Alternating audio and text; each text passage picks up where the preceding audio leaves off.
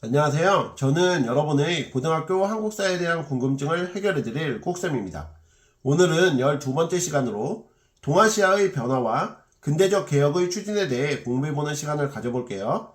먼저 청과 일본의 근대화 운동에 대해 알아볼 건데요. 우선 청에서는 영국과 청 사이의 아편전쟁 패배로 인해 생긴 막대한 배상금 부담으로 농민의 생활이 궁핍해지고, 이로 인해 농민들의 불만이 고조, 실업자가 된 운송업자, 전쟁 뒤 해산된 지방군, 영국 해군에 쫓겨온 해적들과 함께 그리스도교를 표방하고 농지의 균등 분배, 남녀 평등, 사회 악습의 철폐와 만주적 왕조인 청나라를 타도하고 한족의 국가를 부흥하자는 멸만, 흥한을 부르짖으며 청나라 말기에 일으킨 대농민 반란인 태평천국운동. 태평천국운동의 진압 과정에서 서양 무기의 우수성을 인식한 이용장 등 한인 관료들을 중심으로 1861년 중국의 유교 문화를 바탕으로 하되 부국강병을 위해 서양의 과학과 기술을 도입하자는 중체서용을 주장하며 군수산업을 중심으로 각종 공장과 산업시설을 설립하고 유학생 파견 등을 진행하였으나 제도의 근본적인 개혁 없이 서양 기술만 수용하고 관리들의 부당한 간섭 및 비효율적인 운영 등의 한계 등이 존재했던 양무운동이 일어났습니다. 일본에서는 서구 열강과의 불평등 조약 체결에 대한 비판, 외국 상품의 수입과 물가 폭등으로 경제 상황 악화 등이 배경이 되어 막부를 타도하고 왕정복고를 부르짖으며 국왕 중심의 새 정부를 수립하고 외세를 배격하자는 존왕양이 운동이 일어났는데, 존왕양이 운동을 주도한 세력은 서양 무기의 우수성을 확인한 후 개항과 서양 문물의 도입을 추구하는 입장으로 돌아서게 됩니다. 이런 상황에서 1868년 메이지 천황 시기에 천황 중심의 지배체제가 확립된 메이지 유신이 일어나게 되는데, 메이지 유신 이후 민간에서는 의회 개설과 헌법 제정을 요구하는 자유민권 운동이 발생, 메이지 정부가 이를 탄압하면서 천황의 권위를 강조한 일본 제국헌법을 공포하고 의회를 설립하며 중앙 집권적 입헌 군주제를 수립하였고, 봉건제와 신분제를 폐지하였으며 근대시설 도입, 조세제도 개혁, 상공업 육성, 징병제 시행, 국민의무교육 실시 등을 주요 내용으로 하였습니다. 또한 이와쿠라 사절단을 미국과 유럽에 파견하여 불평등 조약을 개정하고 근대 문물을 도입하려 하였고요. 이러한 메이지 유신에 대해 불만 세력이 등장하고 일본 국내 시장의 한계가 생기며 일본 내에서 무력을 써서 조선을 굴복시켜야 한다는 정한론이 대두되었다는 점도 같이 기억해두세요. 자, 이제 개항과 불평등조약 체제에 대해 살펴볼까요? 먼저 운용호 사건과 강화도 조약에 대해 알아볼 건데, 운용호 사건이 발생할 때쯤 조선에서는 흥선대원군이 최익현의 탄핵 상소로 인해 일선에서 물러나고 고종이 직접 통치를 하게 되면서 대외정책에 있어서 변화가 일어나게 되고, 일본에서는 정한론이 제기되던 가운데 통상에 대한 압박을 조선에 가하던 중 1875년 9월 군함인 운용호가 강화도에 무단 침입하여 조선군과 전투를 벌이는 운용호 사건이 발생. 조선이 청나라에 도움을 요청하였으나 청은 운용호 사건을 평화적으로 해결할 것을 종용, 조선과 청의 전통적 관계를 부인, 청의 간섭을 배제하고자 하는 의도로 조선을 자주국으로 명시하고 부산, 원산, 인천 등 3개 항구를 개항하며 조선의 영토 주권을 침해하는 해안 측량권 허용, 조선의 사법 주권을 침해하는 영사재판권, 즉 치외 법권을 인정하는 내용의 조선이 외국과 체결한 최초의 근대적 조약이자 불평등 조약인 강화도 조약을 1876년 체결하게 됩니다. 뿐만 아니라 일본인 거류지 설정, 일본 화폐 유통 허용의 내용을 담은 조일수호 조규부록, 양국의 수출입을 허용하고 정부 소속 일본 선박의 항세를 면제하는 등의 내용을 담은 조일 무역규칙 등의 부속조약을 체결, 이후 수출입 상품에 대한 무관세를 허용하게 됨으로써 일본의 경제 침략에 무방비 상태가 되고 맙니다.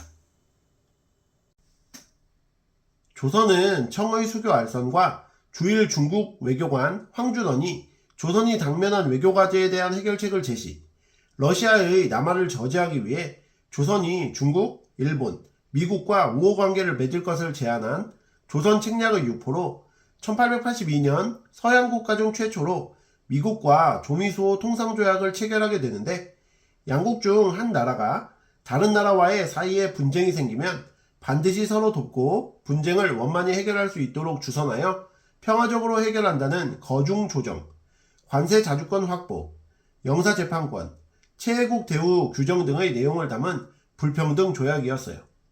또한 뒤에서 배우게 될 이모군란을 계기로 청의 정치적 군사적 영향력이 확대되던 가운데 조선에 대한 청의 종주권 명시, 청 상인의 내지 통상권과 영사재판권을 허용하는 내용의 조청 상민 수륙 무역장정도 체결하게 되고요.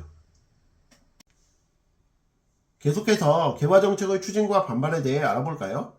우선 1880년 변화하는 국내의 정세에 대응하기 위해 국내외의 군국기물을 총괄하는 업무를 관장하던 정일품 아문의 관청인 통리기무 아문을 설치, 개화정책을 총괄하게 하였고, 오군영을 무이영, 장유영의 이영으로 개편, 일본인 교관의 훈련을 받는 신식 군대인 별기군을 창설하는 등 군제를 개편하였으며, 일본의 근대시설 시찰을 위해 1차 때 김기수 일행, 2차 때 김홍집 일행을 파견했던 수신사, 고종이 개화에 반대하는 유생들의 위정척사운동이 크게 번져나가고 있어 박정향, 어윤중, 홍영식 등의 관료를 비밀리에 일본에 파견, 일본의 근대시설, 법률, 조세제도를 시찰하게 한 조사시찰단, 김윤식과 유학생 및 기술자를 청해 파견, 무기제조법과 근대식 군사훈련법을 학습하게 하여 근대적 무기공장인 기기창을 세웠던 영선사, 정권 대신 민영익을 비롯한 8명의 조선 관리와 미국인 통역 3명을 포함한 총 11명의 사절단으로 미국에서 공장, 신문사 등 근대시설을 둘러본 후 미국을 새로운 근대화의 모델로 여기게 된 보빙사 혹은 담내 사절단 등을 파견하였습니다. 이런 가운데 성리학적 사회 질서를 지키고 성리학 이외의 종교와 사상을 배격하자는 양반 유생층의 주장인 위정 척사운동이 1860년대 통상반대, 1870년대 개항반대, 1880년대 개화 정책 및 미국과의 수교 반대의 과정을 거치며 전개되었는데, 반외세, 반침략 운동으로 항일 의병 운동으로 계승되었다는 의의가 있었지만 양반 중심의 성리학적 질서를 고수했다는 한계를 보였고요. 뒤이어 1882년 정부의 개화정책, 일본의 경제 침탈에 대한 불만, 구식군인에 대한 차별 등의 배경 속에서 구식군인들이 민씨정부 고관 및 별기군의 일본인 교관을 살해하고 일본 공사관을 습격, 후에 도시 하층민이 가담한 이모군란이 발생하였는데, 이로 인해 흥선대원군이 재집권하고 통리기무 아문과 별기군을 폐지시켰는데, 이에 민씨정권의 요청으로 청이 군대를 파견, 흥선대원군을 청으로 압송하고 민씨정권이 재집권하게 됩니다. 이모군란으로 인해 일본과 일본의 배상금을 지불하고 일본 공사관의 경비를 위해 일본군의 주둔이 허용되는 내용의 제물포 조약을 체결하게 되고, 청과는 조선의 군대를 주둔하고 마건상과 독일인 멜렌도르프를 고문으로 파견하며 조선을 청의 속국으로 규정한 조청상민 수륙 무역 장정을 체결하게 되는데, 이를 통해 청의 상인은 내지 통상권을 확보하게 됩니다. 자, 그럼 오늘 배우신 내용을 바탕으로 문제 풀어볼게요. 1번, 다음 조약에 대한 탐구 주제로 적절한 것은? 이라는 문제인데요. 제1관, 조선은 자주국이며 일본과 평등한 권리를 가진다. 제4관, 조선 정부는 부산과 제5관에서 제시하는 두 항구를 개방하고 일본인이 자유롭게 왕래하면서 통상할 수 있게 한다. 제7관, 조선국 연해를 일본국의 항해자가 자유로이 해안을 측량함을 허가한다. 제10관, 일본국 국민이 조선국이 지정한 각 항구에서 죄를 범한 것이 조선국 국민에게 관계되는 사건일 때는 모두 일본국 관원이 심판한다. 자료에서 조선은 자주국, 부산 외에 2개 항구 개방, 일본 인민의 일본관원 재판 등의 내용을 통해 해당 조약이 강화도 조약임을 알 수 있는데요. 이를 바탕으로 보기를 살펴볼게요. 1번, 조선 책략의 영향. 이것은 정답이 아니죠. 조선 책략은 1880년 2차 수신사로 일본에 간 김홍집이 들여왔습니다. 2번 척화비 설립의 배경. 이것도 정답이 아닌데요. 척화비는 1871년에 설립되었죠. 강화도 조약은 1876년에 체결됩니다. 3번 영사 재판권의 의미. 이것이 정답인데요. 강화도 조약에서는 영사 재판권을 인정했어요. 이 조약은 조선이 외국과 맺은 최초의 근대적 조약이었죠. 4번 관세 부과 효과와 영향. 이것은 정답이 아닌데요. 강화도 조약의 부속 조약으로 맺은 조일 무역 규칙에는 관세 조항이 없었습니다. 5번 외국 상인의 내륙 통상 계기. 이것도 정답이 아니죠. 외국 상인이 내륙 통상을 하게 된 계기는 조선이 맺은 조청 상민 수륙 무역 장정과 관련이 있어요. 그러므로 1번 문제에 대한 정답은 3번이 되겠습니다. 자, 2번 문제도 풀어볼게요. 다음 기구가 설치된 배경으로 옳은 것은? 이라는 문제인데요. 자, 지금 그림을 보시면 통리 기무아문 밑에 총리 대신, 그 밑에 사대사, 교린사, 군무사, 변정사, 통상사, 기계사, 서남사, 군물사, 기연사, 어학사, 전산사, 이용사 등이 있는데요. 자, 이것은 통리 기무아문과 12사를 의미하는데요. 자, 이를 바탕으로 보기를 살펴볼게요. 1번 거문도 사건이 발생하였다. 이것은 아닌데요. 거문도 사건이 발생을 한 것은 1885년도의 일이죠. 2번 청해 영선사가 파견되었다. 이것도 정답이 아닌데요. 1881년의 일로 영선사 귀국 후 기기창이 설치되게 됩니다. 3번 조미수호 통상조약이 체결되었다. 이것도 정답이 아닌데요. 1882년도의 일이죠. 미국과 조약을 체결한 후 미국 공사가 국내에 부임하자 정부는 담례로 사절단인 보빙사를 파견합니다. 4번 급진 개화파가 개화당 정부를 구성하였다. 이것도 정답이 아닌데요. 1884년도에 갑신정변과 관련된 내용입니다. 5번 강화도 조약 이후 개화정책이 추진되었다. 이것이 정답이죠. 정부는 강화도 조약 체결 직후 일본의 근대화 실정과 국제 정세를 파악하기 위해 제1차 수신사 김기수를 파견하였는데요. 이어 1880년 개화 관련 정책을 총괄하는 통리 기무아문과 그 아래 실무를 담당하는 12사를 설치하게 됩니다. 그러므로 2번 문제에 대한 정답은 5번이 되겠습니다. 3번 문제도 풀어볼게요. 다음 조약에 대한 설명으로 옳은 것은? 이라는 문제인데요. 제1조 대조선국 군주와 대미국 대통령 및 그 인민들은 각각 모두 영원히 화평하고 우애 있게 지낸다. 만약 타국이 어떤 불공평하고 경멸하는 일을 일으켰을 때는 일단 확인하고 서로 도와주며 중간에서 잘 조정하여 두터운 우위를 보여준다. 제14조 조약을 체결한 뒤에 통상, 무역, 상호 교류 등에서 본 조약에 부여되지 않은 어떠한 권리나 특혜를 다른 나라에 허가할 때 자동으로 미국 관민에게도 똑같이 주어진다. 고종실록.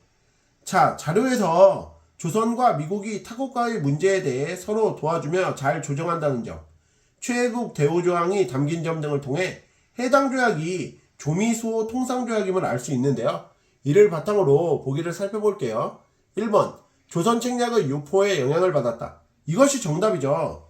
1880년 수신사로 일본에 간 김홍집이 조선 책략을 들여와 유포되면서 미국과의 수교가 필요하다는 주장이 확산되어 갔는데, 이에 조선 정부는 청의 알선으로 1882년 미국과 조미수호 통상조약을 체결하게 됩니다. 2번 조사 시찰단을 파견하는 계기가 되었다. 이것은 아니죠.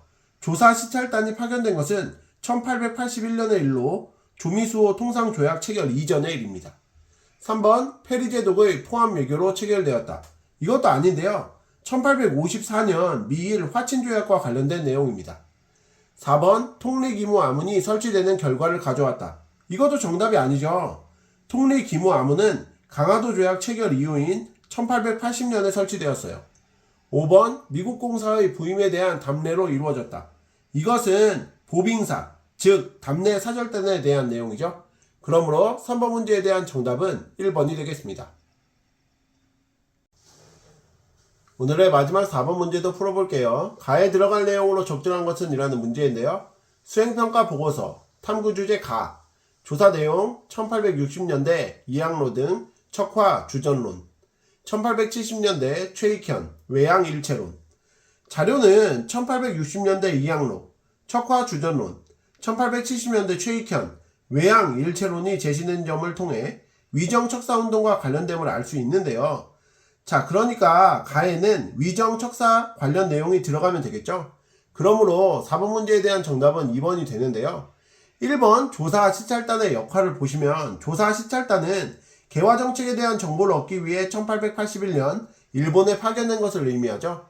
3번 갑신정변과 개혁정강은 1884년 급진 개화파에 의해 갑신정변이 일어난 것과 관련이 있습니다.